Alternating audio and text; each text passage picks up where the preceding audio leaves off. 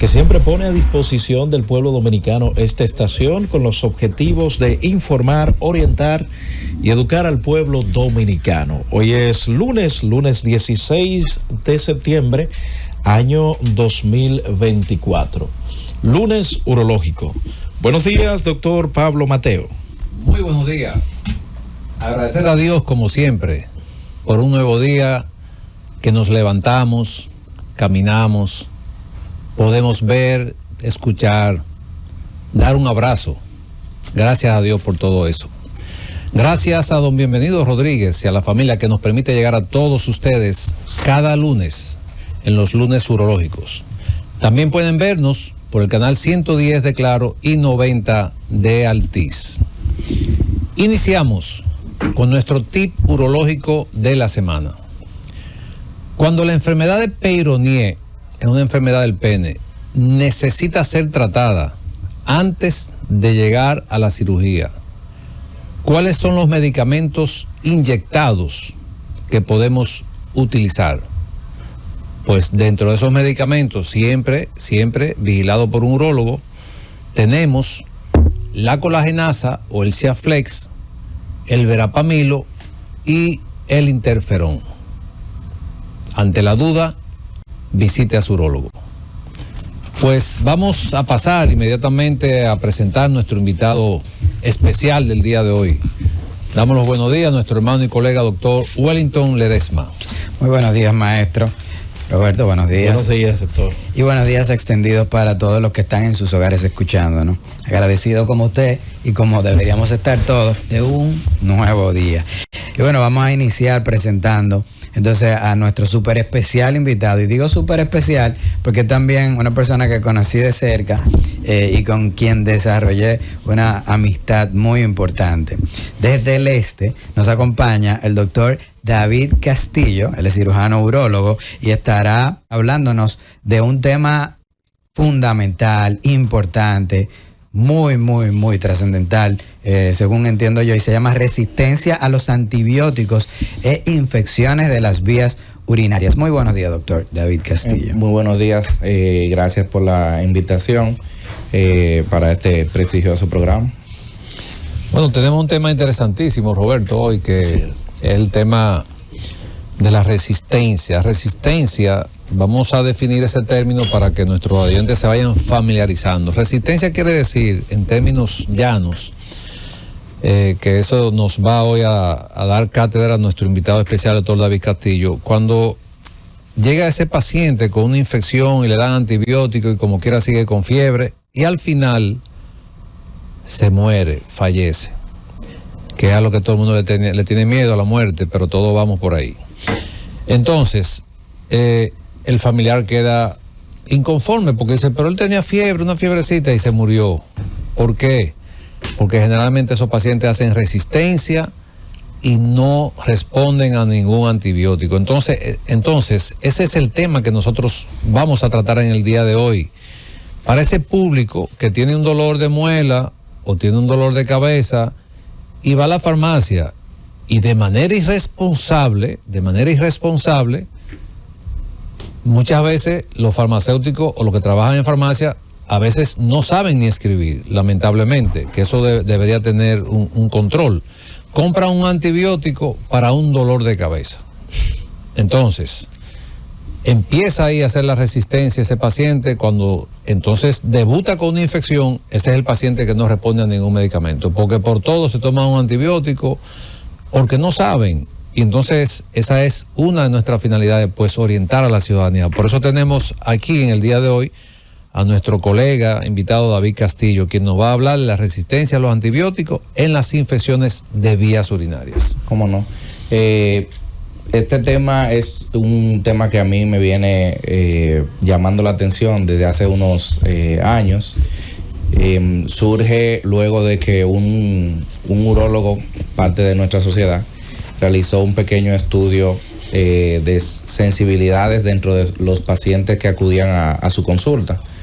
En ese momento yo dije, bueno, pero ¿por qué no hacemos también un estudio en el este de cómo están esas sensibilidades? Investigando un poco, en el mundo aproximadamente 700,000 personas al año mueren por este tema que usted mencionaba de las resistencias antibióticas, y se entiende que la complicación va a ser tal que en los próximos 20 años ese número va a subir a 10 millones de personas por año.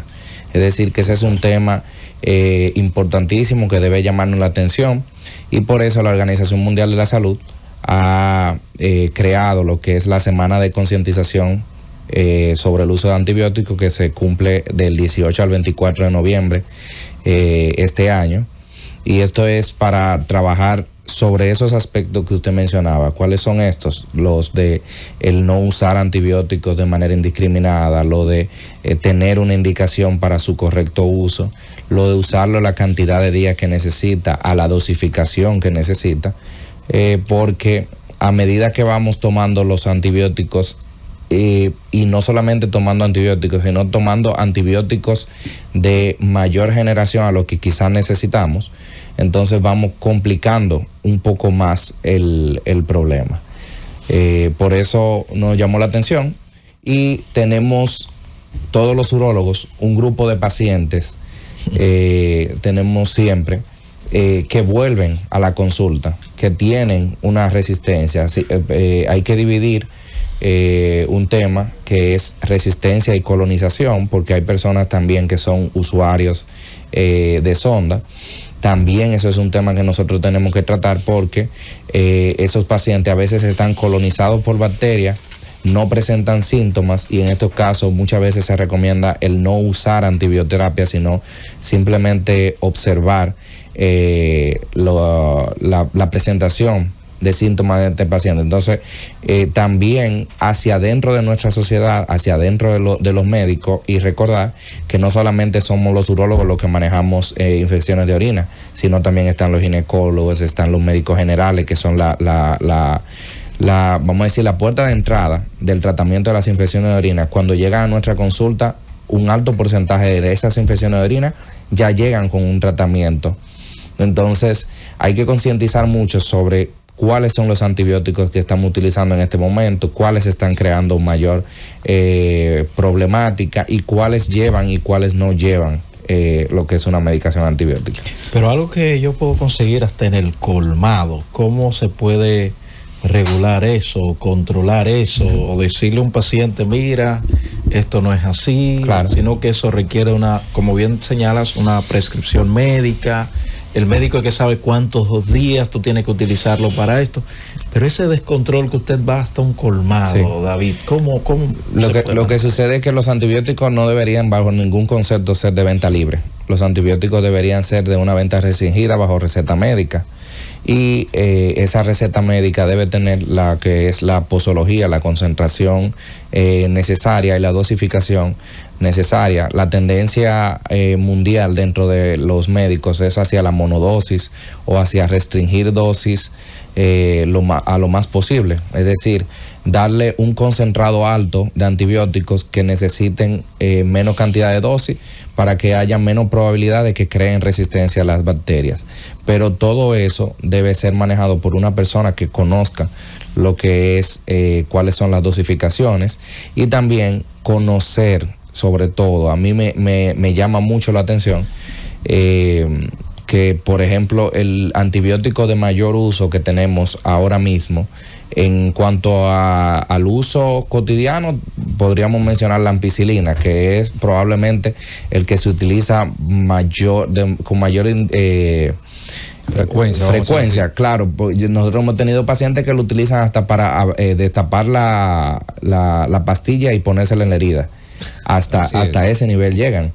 Entonces, luego de esto, para lo que son infecciones de orina en específico, tenemos un alto uso de lo que es la ciprofloxacina, que es un tipo de antibiótico de tercera generación dentro de su rango, que es utilizado en pacientes con tuberculosis también, por lo que su uso debe ser un poco delicado, vamos a decir restringido. ¿Y cuáles son las resistencias que tenemos a ese antibiótico? Las resistencias, por lo menos en el este, son altísimas.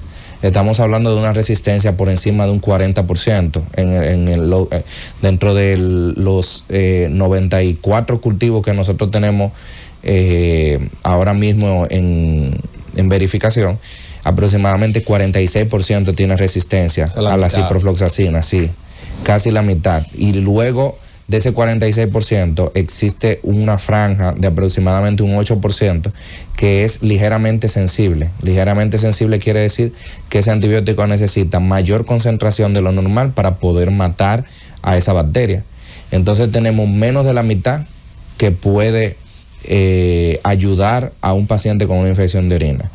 Pero, sin embargo, es el antibiótico con el que llegan todos los pacientes a nuestra consulta, con la misma historia. Fui a la emergencia, el médico me puso este medicamento, pero me dijo que vaya donde usted. ¿Sabe que eso es que como Roberto preguntaba ahorita, ¿qué se puede hacer? Yo pienso, o estoy convencido de que es un problema de educación. Es un problema de educación, es un problema de orientación, porque no solamente el paciente va a la farmacia y pide una ampicilina para un dolor de cabeza, que no está correcto.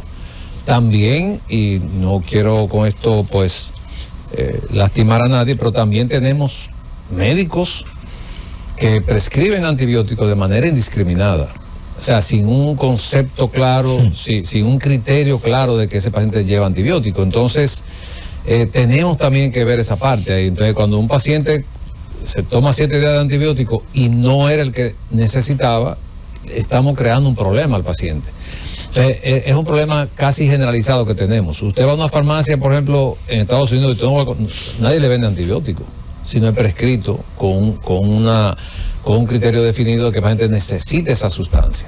Entonces aquí tenemos el problema y cada vez va en aumento porque está la parte de la chabacanería también de médicos que se prestan a eso y un familiar lo llama, tómate un antibiótico tal. O sea, sin tener tampoco un criterio. Entonces es un problema generalizado. Siempre hay que aportar el granito de arena que uno pueda para poder concientizar y decirle a esa población que está ahí que los antibióticos se utilizan cuando hay un problema infeccioso diagnosticado. Nosotros tenemos muchas veces los pacientes que vienen con el mal de orina, que es lo que a resumidas cuentas popularmente se conoce como la infección de vía urinaria, pero el término habla de infecciones de vía urinaria que pueden ser simples y hablamos de la cistitis, que es segura en términos de atentar contra la vida, pero que se puede complicar si la maltratamos. Y no hay cosa más peligrosa para un urólogo que esa infección que estaba en la vejiga y llegó a los riñones y generó una sepsis urinaria. Es un término que nosotros tenemos que mencionarlo porque apunta hacia donde el doctor Castillo menciona.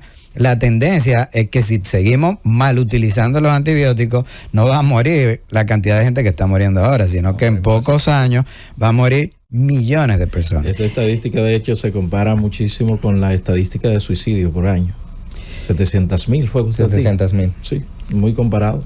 Entonces, este paciente que nos llega a nosotros maltratado, muchas veces automedicado, y en el hospital donde nosotros nos formamos, David, llegan muchísimos pacientes caminando, y esto hay que decirlo, y por maltratarse y automedicarse ellos mismos, fallecen. No es un dato simplemente que estamos dando, es algo que lo vivimos en nuestra consulta. ¿Cómo podríamos nosotros de entrada manejar un paciente que llega con una cistitis, con una infección de orina? Porque nosotros no simplemente le damos medicamento y de hecho muchas veces ni siquiera lo medicamos si la sintomatología no es tan florida. ¿Cuál es el abordaje que le damos a este paciente? Sí, lo primero es la historia clínica, ver este paciente que llega con algunos síntomas urinarios. Regularmente el paciente que llega con una cistitis, con una inflamación de la vejiga, lo que va a presentar es un aumento de la frecuencia de orina, va a presentar una sensación de que siempre tiene orina, de una sensación de vaciado incompleto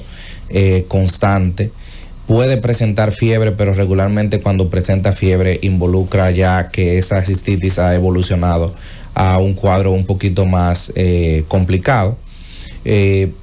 Tan sencillo como un examen de orina que puede entregar mucha información, porque el examen de orina te va a presentar el hecho de si hay glóbulos blancos dentro de la orina, el hecho de si hay bacterias abundantes, la presentación de nitritos o no, que te habla también de qué tipo de bacteria podemos tener ahí. te puede hablar incluso de la cantidad de glucosa en orina, porque como tenemos entendido, un paciente con una infección de orina, pero que aparte sea, por ejemplo, diabético, se habla ya de entrada de una infección de orina complicada. Entonces, un sencillo examen de orina nos puede aportar mucha información. El otro estudio, aunque tenemos la limitante del tiempo, es el urocultivo, pero que debe ser realizado, el urocultivo desde el inicio.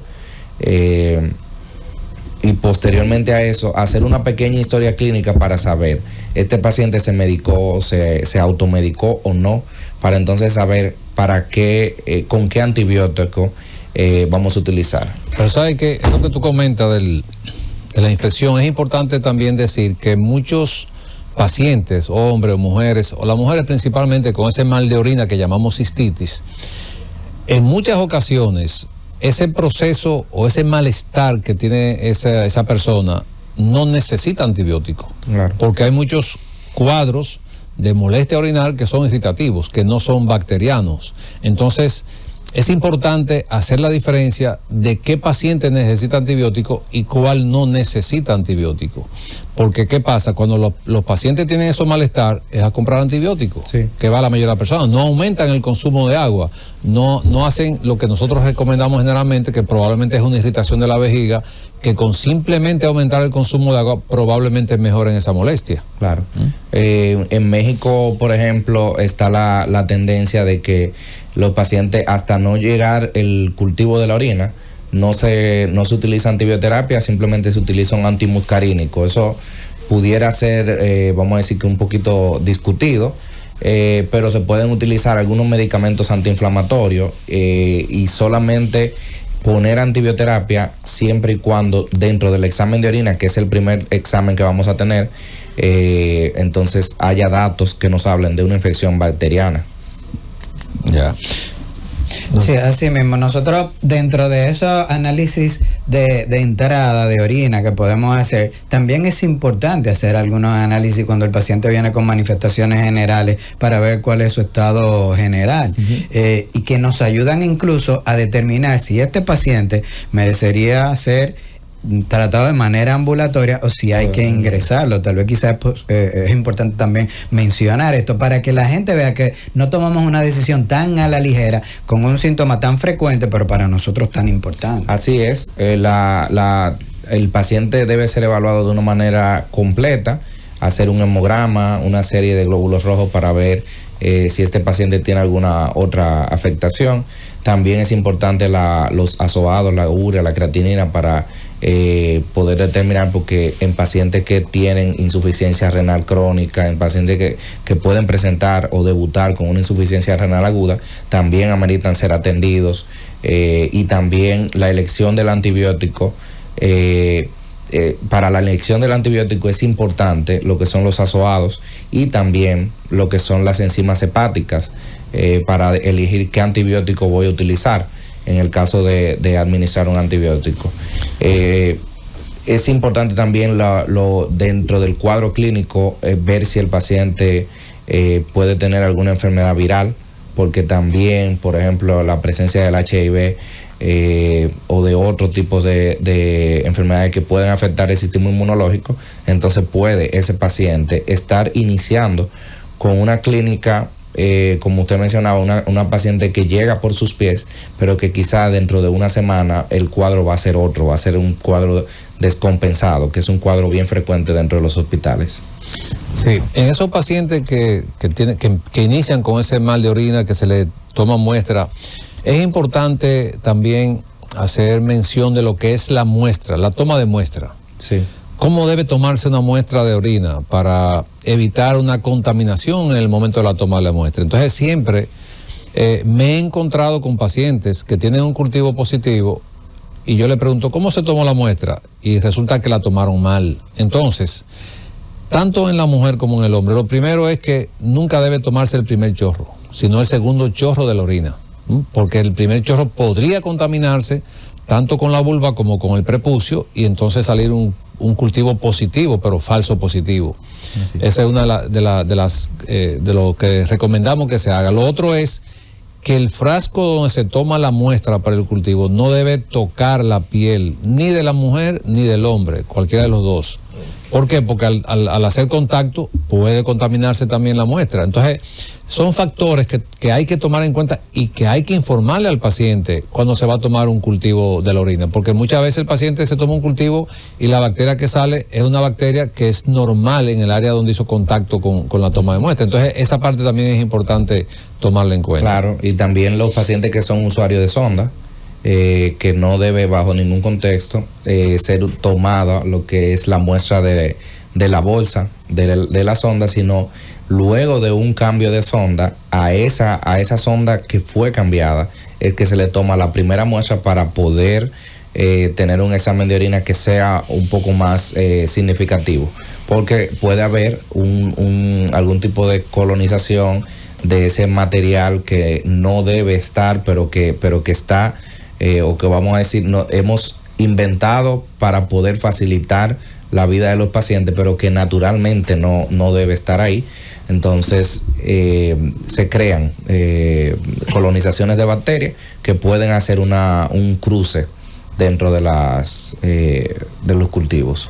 Bueno, vámonos a una pausa. Al regreso continuamos en la receta médica de la Z. Llévatelo, Cundo.